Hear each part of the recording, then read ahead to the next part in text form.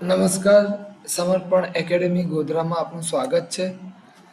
આજે લાઈવ થવા પાછળનું રીઝન બહુ સિમ્પલ છે કે એએમસી ક્લર્કની જો એક્ઝામ ડેટ જે છે એ ડિક્લેર થઈ ગઈ છે અને એના રિલેટેડ જ મારે આજે થોડી વાત કરવી છે. તો એએમસીના જે ટેસ્ટ છે, ટેસ્ટ સિરીઝ એ રેડી થઈ ગઈ છે. એ થોડાક દિવસોમાં એ અપલોડ થઈ જશે. આ મારી સમર્પણ એકેડેમીની એપ્લિકેશન છે. હવે મારે થોડો સિલેબસની વાત કરવી છે, કારણ કે છોકરાઓ જે છે, હું એજ્યુકેશનલ ગ્રુપ પણ આપણા બહુ બધા ચાલે છે, તો એની અંદર હું કન્ટિન્યુઅસલી જોઈ રહ્યો છું કે છોકરાઓ જે છે એ અત્યારે મટીરિયલ પાછળ ગાંડા થયા છે કે આજ અમદાવાદનું પ્રોપર મટીરિયલ મળી જાય તો અમે આ વાંચી લઈએ, પેલું વાંચી લઈએ. બધી પીડીએફો ભેગી કરવાના ચક્કરમાં બધા જ વિદ્યાર્થી મિત્રોને મારે એક નમ્ર વિનંતી છે કે તમે આ મટીરિયલ ભેગું કરવાના ચક્કરમાં 2 મહિના ના જતા રહે. બેટર છે કે 2 મહિનાની અંદર આપણે શું કરવાનું છે અને કેટલા વિષયો વાંચવાના છે. હવે અમદાવાદની ફાઇલ છે કે ભાઈ અમદાવાદના જિલ્લાઓ વિશે કંઈકથી મને મટીરિયલ મળી જાય તો કેવું અમદાવાદનું.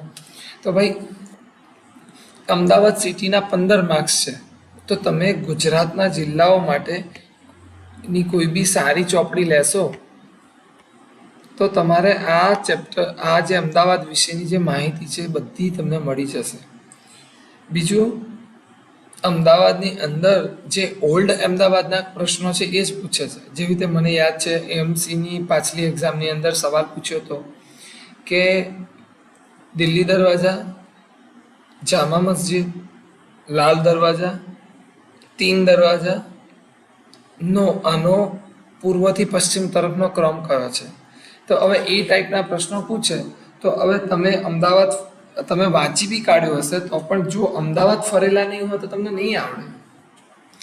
આ તો હું ફરેલો છું અમદાવાદ, એટલે મને ખબર છે કે ભાઈ પૂર્વ સાઈડ, જે પૂર્વ સાઈડ છે એ સૌથી પહેલાં કાલુપુર આવે, પછી બધું શરૂ થાય, પછી જામા મસ્જિદ, પછી 3 દરવાજા, 3 દરવાજા પછી જે ભદ્રનો કિલ્લો છે એ, અને પછી છેલ્લે આવે લાલ દરવાજા, પછી નદી આવી જાય છે સાબરમતી.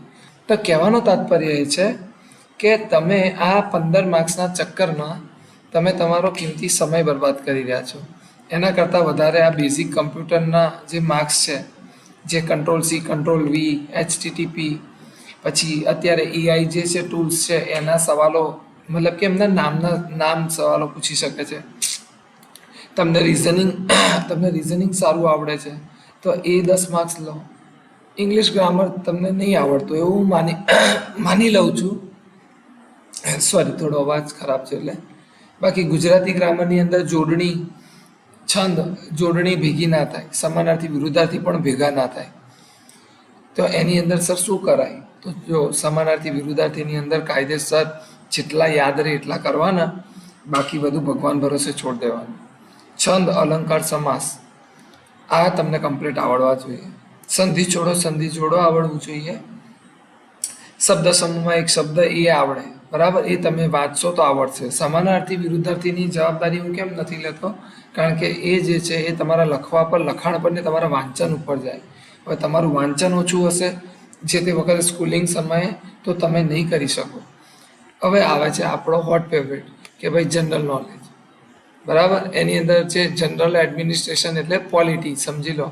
આ 20 માર્ક્સ છે, તો આ 20માંથી આપણે 15-17 માર્ક્સ લાવીએ, બરાબર. આ મેથ્સ છે, મેથ્સ એ ટાઈમ કન્ઝ્યુમિંગ હશે, બરાબર. ઇંગ્લિશ ગ્રામરની અંદર અમુક વસ્તુ એક્ટિવ, પેસિવ, ડાયરેક્ટ, ઇનડાયરેક્ટ તમને આવડતા હોય તો MCQ એ સોલ્વ કરવાના, બાકી પ્રેમથી છોડ દેવાના.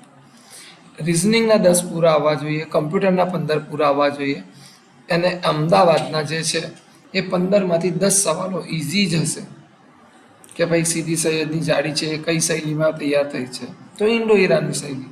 તો આવું બધું તમને ખબર હોય કે કયા રાજાના સમયમાં તૈયાર થયું હતું, બરાબર, તો અહમદ શાહ બાદશાહના સમયમાં. તો આ જે સવાલો છે, આવા બધા સવાલો એ તો તમારે આવડવા જ જોઈએ. એટલે અમદાવાદ જિલ્લો જે છે એ કોઈ પણ સારી ચોપડી તમે ઇન્ટરનેટ પર અમદાવાદની વિકિપીડિયા વાંચશો તો પણ ચાલશે.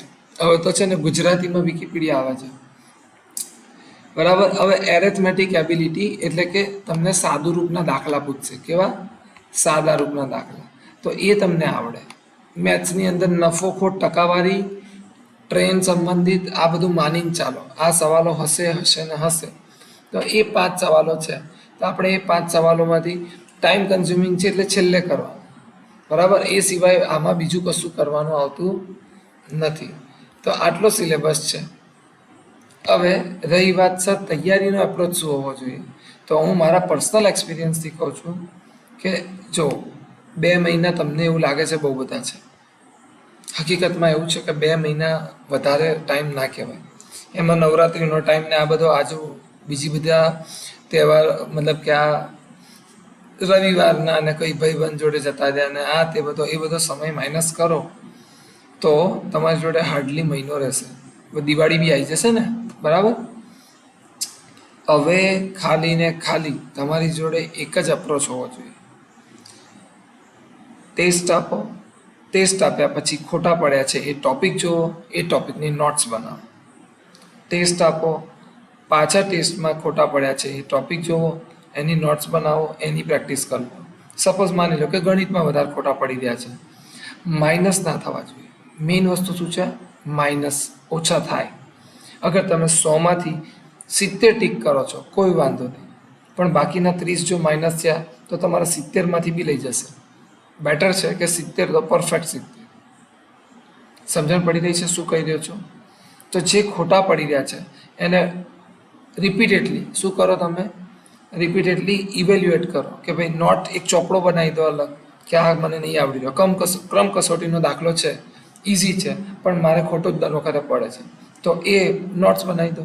લોહીના સંબંધ છે તો લોહીના સંબંધમાં મારે ભૂલ પડી રહી છે તો એ પૂછાવાનો જ છે તો કરી દો. માહિતીની પર્યાપ્તતા, રમેશ સુરેશની બાજુમાં બેઠો છે એ ટાઈપના, તો એની એ ખોટા પડી રહ્યા છે તો એનું લિસ્ટ બનાવી દો. એ રીતના પ્રેક્ટિસ કરો. તો આ જે છે એ તમારા, અગર માની લો કે તમે મોક ટેસ્ટ પરચેસ કરી રહ્યા છો કોઈ બીનો, અમારો અથવા તો XYZ, તો પહેલા ટેસ્ટની અંદર જે માર્ક્સ આવ્યા છે ત્યાંથી લઈને 10મા ટેસ્ટ સુધી આવતા આવતા તમારો ઓછામાં ઓછું, અગર તમે 70 ઉપર છો તો તમારા 80 ઉપર આવવું પડે. તમે 55-60ની રેન્જ પકડી છે તો તમારે 20 માર્ક્સનો જમ્પ એટલે કે 75થી 80ની જે રેન્જ છે ત્યાં સુધી તમે પહોંચી જાઓ. અગર મોક ટેસ્ટમાં તમે 72-73 માર્ક્સ લાવો છો તો માનીને ચાલો કે AMC તમારું ક્લિયર છે. અમે એ લેવલના પ્રશ્નો રાખ્યા છે અને એ લેવલના જ ટેસ્ટ બનાવ્યા છે. નો ડાઉટ સેલ્ફ બુસ્ટિંગ મતલબ કે તમને થોડા પોપઅપ કરવા માટે સ્ટાર્ટિંગના કદાચ મોક ટેસ્ટ ઇઝી બી હોય પણ પાછળના મોક ટેસ્ટમાં ધીમે ધીમે લેવલ અપ થતું જાય છે. તો કહેવાનો તાત્પર્ય એ છે કે તમે મટીરિયલ પાછળ ના ભાગો. તમારી જોડે જે ચોપડીઓ છે, માની લો કે બંધારણની યુવા છે કે શહેજાદ કાજી છે કે XYZ મટીરિયલની છે, એ ચોપડીમાં કશું જ ખોટું આપેલું નથી. વાંચો. રિઝનિંગ તમારી જોડે XYZ પબ્લિકેશનની ચોપડી છે, કરો, સોલ્વ કરો, મોક ટેસ્ટ આપો, સોલ્વ કરો, મોક ટેસ્ટ આપો. બાકી ફાલતુના મટીરિયલમાં પડ્યા તો તમારો સમય વેસ્ટ છે. વેસ્ટ એટલે તમારા દિવસો પાણીની જેમ જતા રહેશે, તમને ખબર પણ નહીં પડે. તો આ થોડા કડવું હતું પણ સત્ય મને એવું લાગ્યું કે આ બનાવવું જોઈએ એટલા માટે મેં બનાવ્યું છે. કોઈને સ્ક્રીનશોટ પાડવો હોય તો આ સિલેબસ વચ્ચે રાખું છું, આનો સ્ક્રીનશોટ પાડી લો. તો તમે પ્લીઝ રિક્વેસ્ટ છે, મહેનત કરો. અમારી યુટ્યુબ ચેનલ જો અગર તમારી જોડે ના હોય અને આ કોઈએ લિંક મોકલી તો ચેનલને સબસ્ક્રાઈબ કરો, કારણ કે અમે AMCના ટેસ્ટના સોલ્યુશન્સ યુટ્યુબ ચેનલ પર મૂકીશું. પ્લસ અમારી સમર્પણ એકેડેમીની એપની અંદર AMCના મોક ટેસ્ટ ચાલુ થાય છે. તમને થોડા ડેમો બતાવી દો. કામ બહુ જોરશોરથી ચાલી રહ્યું છે. બસ કંડક્ટરની પણ અત્યારે થોડા દિવસો માટે ખાલી ઓફર રાખી છે. PSI કોન્સ્ટેબલની પણ બેચ ઓનલાઈન ચાલી રહી છે. અને આ તમારા AMCના ટેસ્ટનો જે ડ્રાફ્ટ છે એ રેડી છે. 2019નું પેપર પણ અમે મૂક્યું છે, તો એ ફ્રી છે, તો તમે આપી શકો છો. ફ્રી મોક ટેસ્ટ છે, લખેલું જ છે ને, તો એ તમે એપ ડાઉનલોડ કરીને આ વિડીયોની નીચે લિંક છે, એ લિંકની અંદરથી તમે ડાઉનલોડ કરી શકો છો. તો આશા કરું છું કે બધી માહિતી ખબર પડી હશે. સમય બગાડો નહીં, બસ એક પ્રોપર મહેનત કરો. અને આ વિડીયો જે છોકરાઓ તમારી આજુબાજુ તમારા બહુ બધા ફ્રેન્ડ્સ હશે જે આવું જ ટાઈમ વેસ્ટ કરતા હશે, જે માર્કેટમાં નવી ચોપડી આવે ગાંડાની જેમ ખરીદી લેતા હશે, કારણ કે હું એવા 10-15 જણને જાણું છું. તો એવા ના બનો. મટીરિયલ ભેગું કરીને આપણે કંઈ પીએચડી નથી કરવાની, આપણે નોર્મલી એક એક્ઝામ પાસ કરવાની છે. 2 મહિનાનો ટાઈમ છે, શાંતિથી તૈયારી થઈ જાય એવું છે.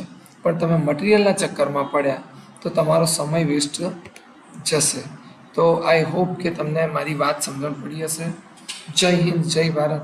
સમર્પણ એકેડેમીની એપની લિંક નીચે છે. 2019નો ફ્રી પેપર જે છે એ તમે આપ્યો એટલે તમને પાછલા વર્ષના પેપરના પ્રશ્નો કેટલા આવડે છે એ પણ ખબર પડે. અસ્તુ. જય હિન્દ, જય ભારત.